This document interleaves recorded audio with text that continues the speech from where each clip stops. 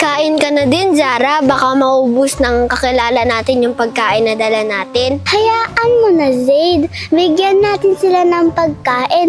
Nakakahiya naman kay Aki. Mukha naman mabait siya eh. Tara, dito tayo.